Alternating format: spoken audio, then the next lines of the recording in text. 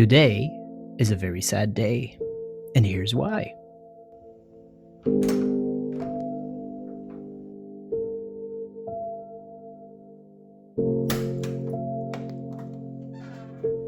We're installing the trickle charger, the NOCO Genius 5.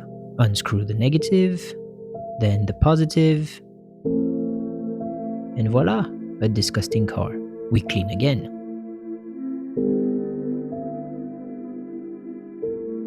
Ugh.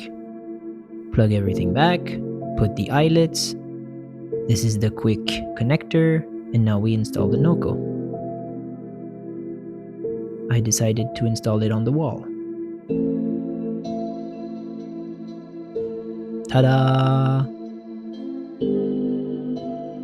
Not bad.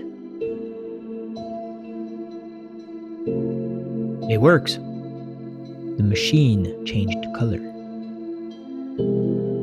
And it's all connected. Perfect.